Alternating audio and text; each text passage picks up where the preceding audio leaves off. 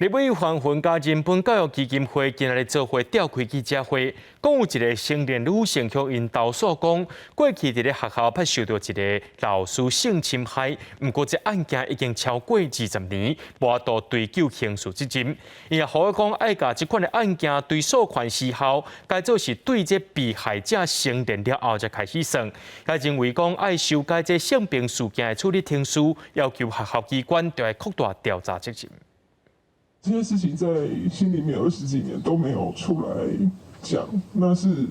真的是自己当了母亲之后会比较勇敢。就惊家己的囡仔嘛拄着老师做歹代，下小姐才决定计划读小学时受到性侵害。进前，伊伫人本教育基金会协助之下，要求细汉读的台南一间国小做性平调查，结果发现阁有另外10几个学生来受害，要求女学生钻进她的办公室。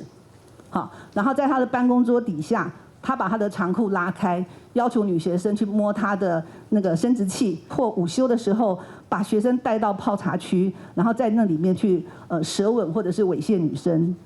人本表示，这个世上的老师捌伫台南、台中的国小甲找要30档，90岁退休了后，阁开补习班。虽然经过学校性平会认定性侵害成立，不过被害者多数是20多档前的学生，伊嘛退休18档啊，唔拿领到退休金，阁无法度追究刑事的责任。 校园性侵害、性骚扰或性霸凌的防治准则纳入学校。 还有主管机关哦，那可能在我们的个案中，就是县市政府的教育局哦，应该要有扩大调查的行政责任。 范云甲人本基金会表示，这种利用权势性侵的案件，真侪加害者拢是累犯，敢要搁大处理，过去各地方政府的态度拢无同。因嘛主张这类案件的追诉权时效，应该改做对被害者成年了后才开始算，才通终结伤害。教育部嘛表示，会针对防治准则立地建议。记者陈亚布立台北采访报道。